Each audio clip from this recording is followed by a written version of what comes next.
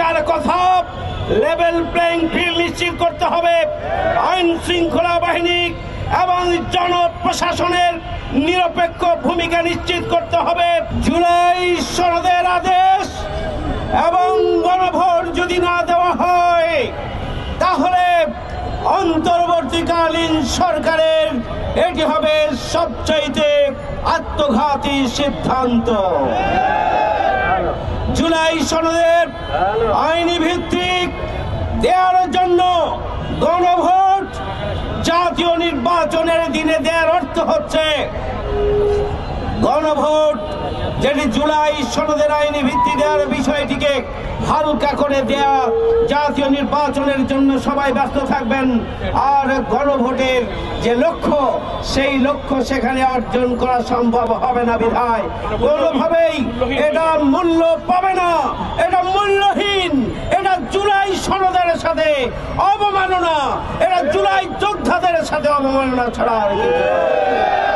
এটি শুধু বাংলাদেশ জামাত ইসলামী নয়, গোটা বাংলাদেশের জনগণ এটি মেনে নেবেন না।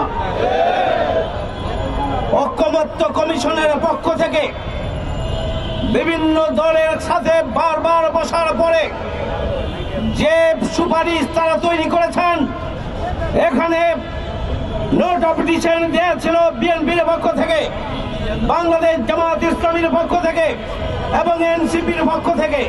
ঐকমত্য কমিশন সার্বিক বিবেচনা করে সবার নোট অফ ডিসেন্ট বাতিল করে একটা পরিপূর্ণ সুপারিশ দিয়েছেন। পৃথিবীর ইতিহাসে সুপারিশ দেওয়ার জন্য এটি হচ্ছে গ্রহণযোগ্য পদ্ধতি। গণভোটের জন্য যে সুপারিশ দেওয়া হবে সেখানে নোট অফ ডিসেন্ট থাকতে পারে না, এটা পৃথিবীর কোথাও নেই।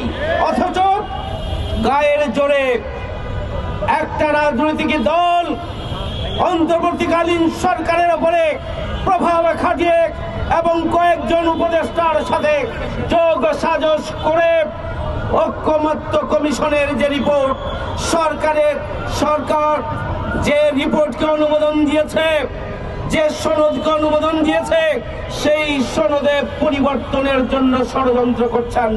আমরা বাংলাদেশের জনগণ এই ধরনের কোন চক্রান্ত ষড়যন্ত্র আমরা মেনে নেব না।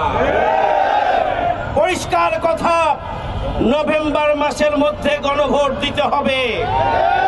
পরিষ্কার কথা, লেভেল প্লেইং ফিল্ড নিশ্চিত করতে হবে। আইন শৃঙ্খলা বাহিনী এবং জনপ্রশাসনের নিরপেক্ষ ভূমিকা নিশ্চিত করতে হবে। খুনি সন্ত্রাসীদের বিচার করতে হবে। খুনিদের দোষরদেরকে রাজনীতি করার অধিকার থেকে অবশ্যই তাদেরকে জনগণের স্বার্থে রাজনৈতিক অধিকার থেকে তাদেরকে বঞ্চিত করতে হবে।